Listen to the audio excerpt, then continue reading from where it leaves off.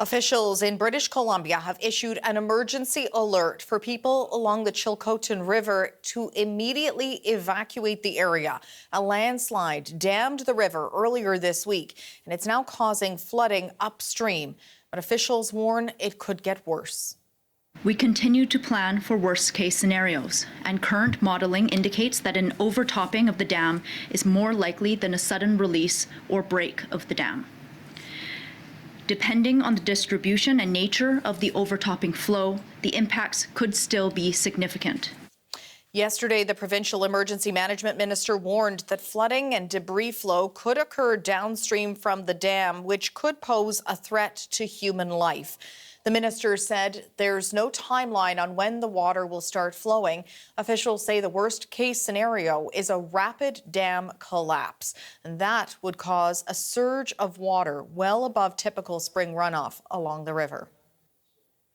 For an update now, we are joined by Chief Willie Sellars. He is the chief of the Williams Lake First Nation and joins us from Williams Lake now. Thanks very much for joining us in what has been, I know, a very, very busy few days.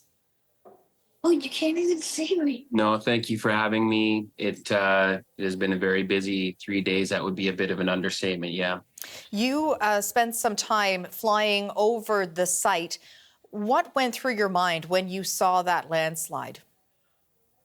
It really is breathtaking and fascinating, and you really get a better understanding of the sheer power and strength of Mother Earth and what it can do really at its whim. We've been through a number of natural disasters over the last 10 years at WLFN. It's almost like creators preparing us for days like today so that we could properly respond and prepare our people for what's to come. I know you went through it in a little bit of your preamble about best case scenario. I'd like to hope that we see this overtopping occur today. You know, it carves that new path like it has done since time immemorial. And we find ourselves in this place where, you know, there is gradual erosion and not this complete release of tens of millions of cubic meters of water into the watershed and eventually into the Fraser River. What are the fears that you have right now if that were to happen for your community? Oh.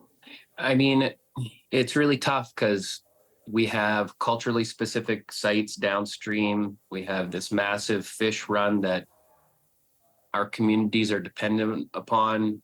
But the first and foremost priority is people's health and safety and wellness. And you make sure you have that river cleared out.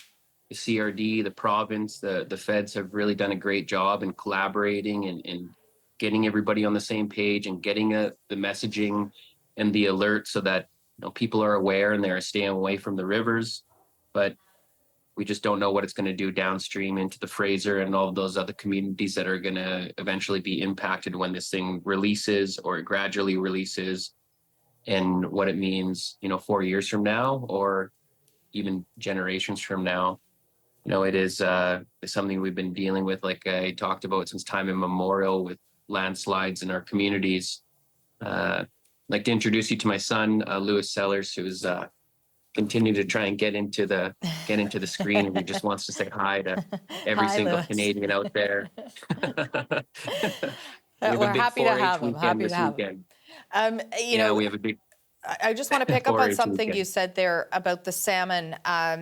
This has been called a sockeye salmon highway, this river, essentially, and the importance of the salmon stocks to your community.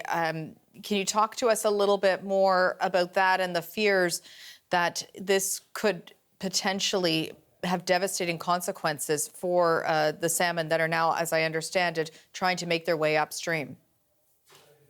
Yeah, it's the start of our salmon run here. I mean, salmon is something that allows us to have that balance in our lives.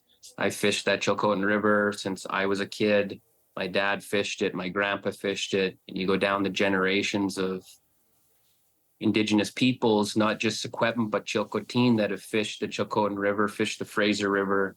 It's a part of our balance. It's part of our way of life. It's a part of who we are. And when we think about losing that, it really is emotional. I've said that before. It really is a trigger and it creates trauma in our communities. One of the things that we did to help offset a bit of that trauma in our community was we ordered, and we've been in discussions with the Indigenous peoples in the Skeena River system. And we're going to be bringing in 1,000 pieces of sockeye to help offset, what we could potentially be losing this summer. We want to make sure that we give the membership something to put in their freezer, give them that opportunity to fill their dry sheds, smoke their salmon, and find a little bit of that balance and that cultural practice that we've been doing all of our lives. It is really scary to think what it's going to look like 4 years from now, and it's really scary what it could look like, generations from now if these fish don't come back. We heard from the minister there, as you say, about the potential for this to sort of carve out a new channel rather than breaching this entire dam and causing a flash flood, and the hopes that that may happen. You mentioned that that's what's been happening since time immemorial. We know this happened back in 1964, and that's exactly what happened. There was no effect or little effect on the salmon at that time when that happened.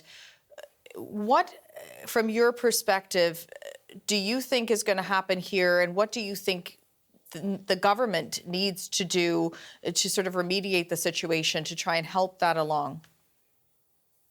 Well, we've been through a similar occurrence back in the 60s, of course. You had mentioned we've been through a similar occurrence with the Big Bar Slide, which has resulted in historic low numbers of sockeye this year. We were looking to see if we were even going to fish this year because the returns are so low with both the Chinook and the sockeye in the Fraser River runs and also in the Chilcotin River run. And it's about being stewards of the land, and it's about making sure that we do have fish generations from now. And then we have this natural disaster that has really put us in this position where we're desperately trying to find solutions and trying to look at a path forward. I don't have all the answers. I'm not an expert, but we're going to work collaboratively with the province and the feds and neighboring First Nation communities to make sure that we do have fish for future generations, whether it's thinking outside the box and looking at how we import fish to our communities in the short term, or whether it's looking at creating hatcheries and having salmon releases similar to other river systems that are across this country and across North America. Chief Willie Sellars, thanks very much for your thoughts on this today, and we certainly wish you well when you're dealing with all of this. No, thank you for taking the time, and prayers are with the salmon and with the water and with all of those that are impacted. We continue to say it, take care of yourselves. That mental health and wellness piece is so important in all of our communities right now, and we have to hold it up in those prayers and in those ceremonies and in our thoughts. Willie Sellars is the chief of Williams Lake First Nation.